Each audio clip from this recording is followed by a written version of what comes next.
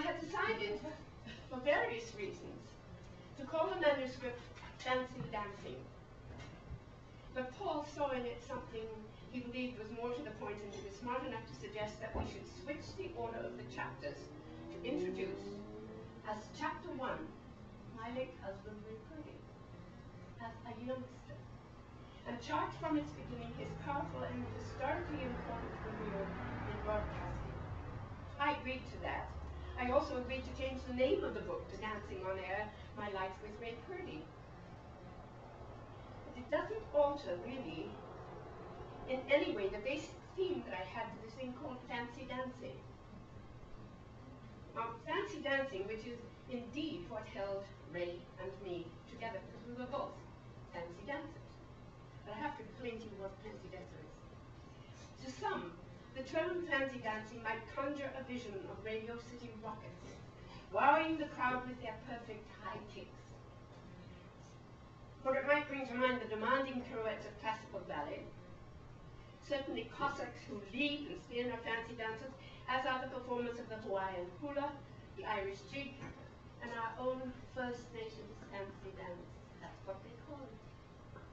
But my concept of fancy dancing has none of this brilliance. To me, the term means using one's wits to avoid life's pitfalls and managing to succeed without disclosing one's lack of knowledge.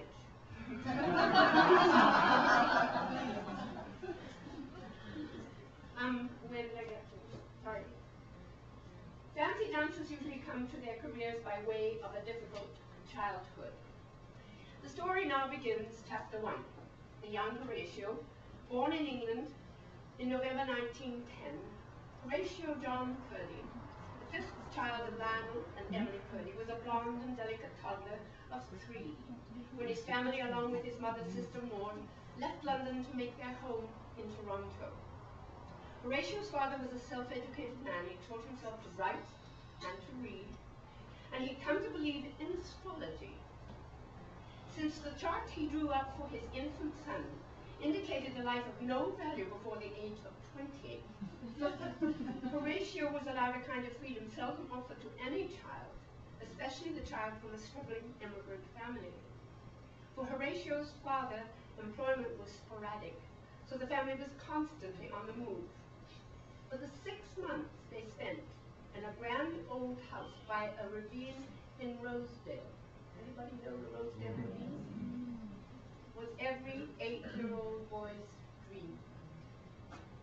Despite having to mow the lawn surrounding the house, water the vegetable garden, and sometimes wax floors, Horatio could often escape to a totally private place among the tall trees. One elm in particular he called his own. When he wanted to be alone, he would climb to its topmost branches. Perched there, feeling like a king, he dreamed of one day reigning over a kingdom sparkling with celebrities. Much, much later, with a rich career behind him, Horatio, now known as Ray, decided that on account of conflict at home, an overseas posting with one of Canadian Armed Services might be an acceptable way out of his discomfort. Although the Air Force wouldn't take him because he weighed only 135 pounds. The Army happened to need just his kind of show business producer for a patriotic radio show. This time when he offered to enlist, the Army grabbed him and whisked him away to Trois-Rivières for officers training. By 1943, the Army show's radio show that he was hired for had turned into a full-blown, hugely successful roadshow full of celebrities, which had already made a cross-country tour and was playing my hometown of Vancouver, when the then commanding officer, Major Victor W. George, having taken me as his guest to a performance of It's the Army Show, asked if I'd be interested to join the company. It had been at my audition for a position as a dancer that among several other officers I first met Captain Ray Purdy.